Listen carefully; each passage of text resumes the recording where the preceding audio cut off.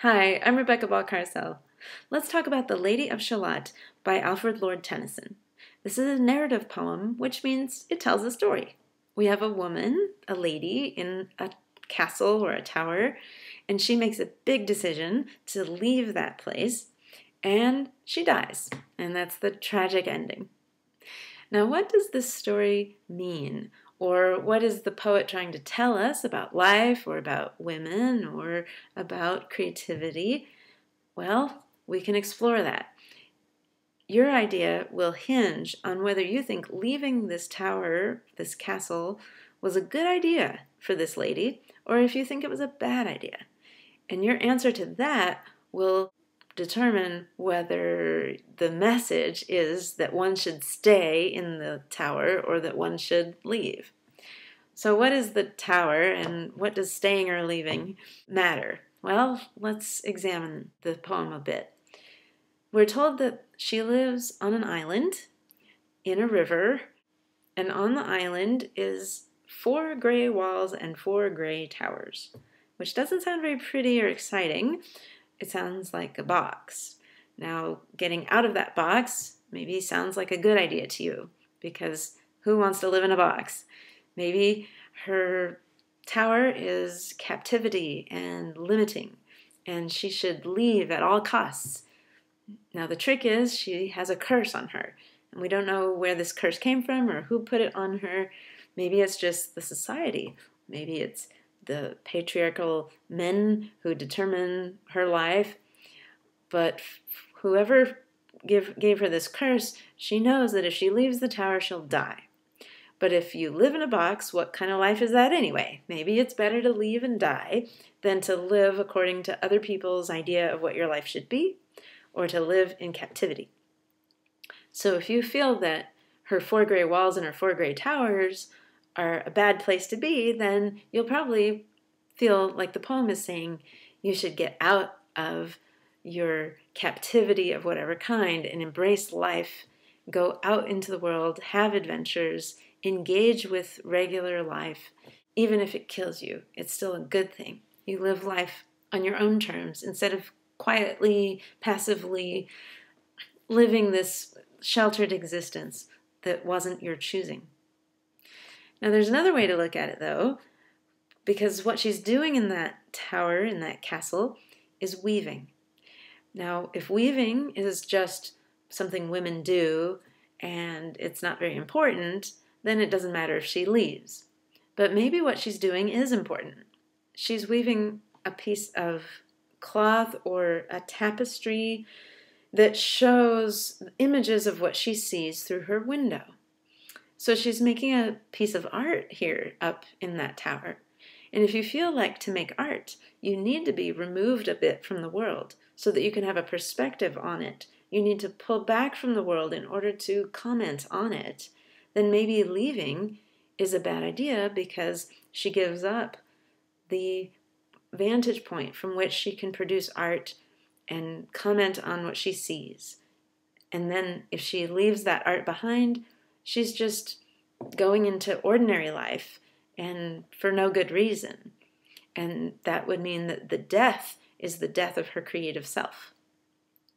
Well, what if it's the opposite, though? What if the weaving she's doing is frustrating?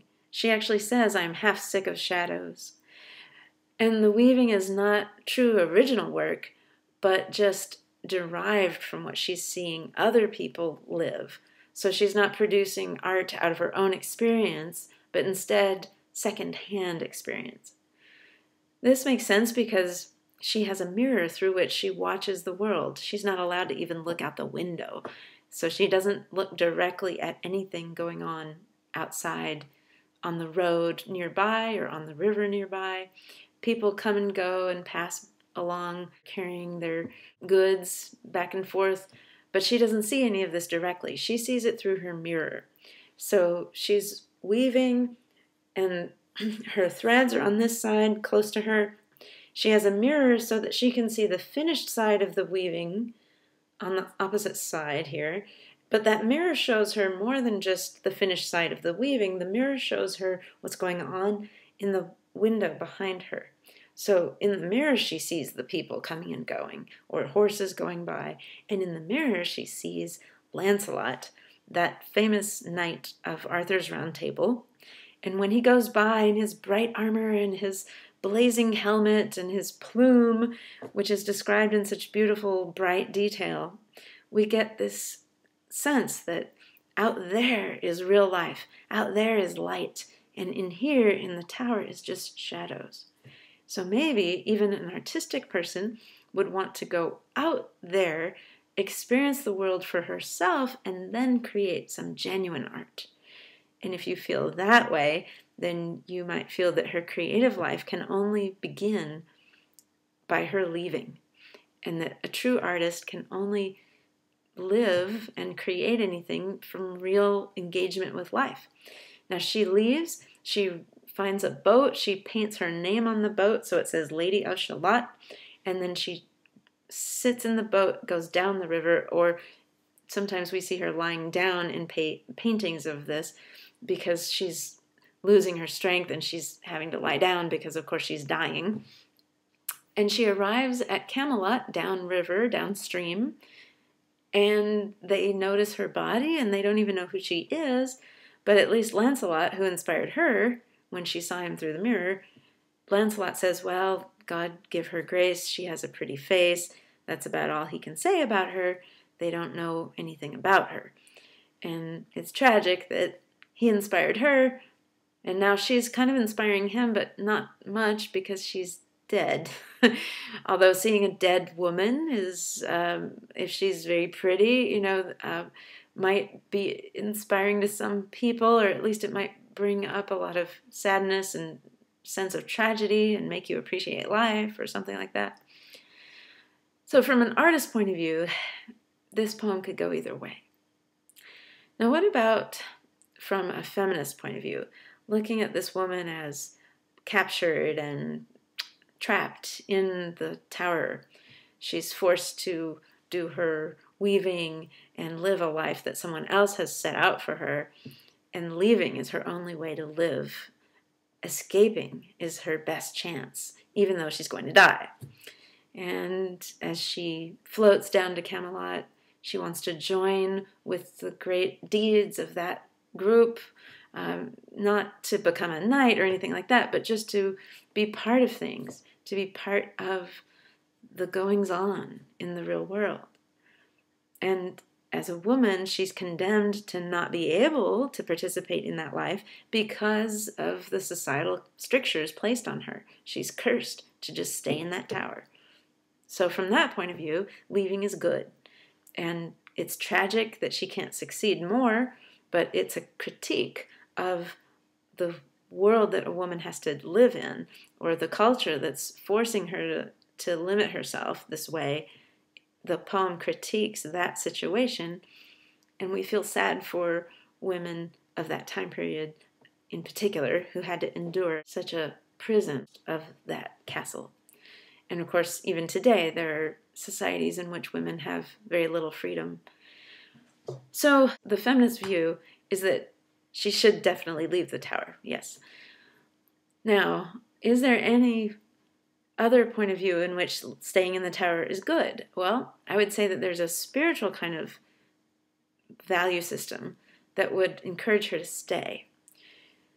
In that reading, we would look at the tower as a safe place to develop oneself and not mix too much in the world, almost like a nun or a monk, to pull out of society for a good cause.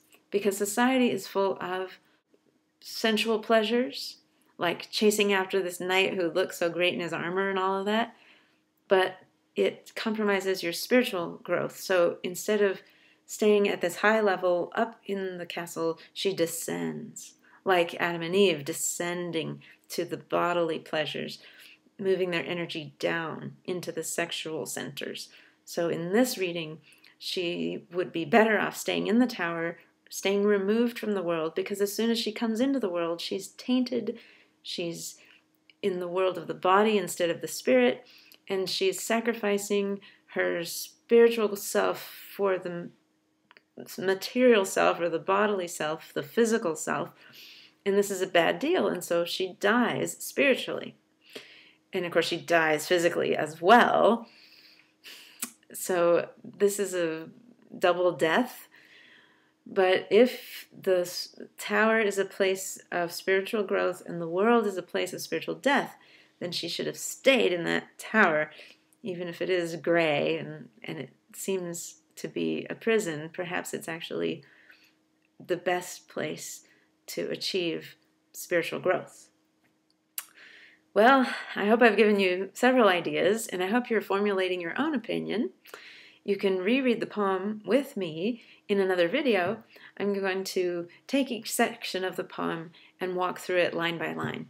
So if you'd like to join me on that adventure, I'll see you in another video. Otherwise, I'll see you next time.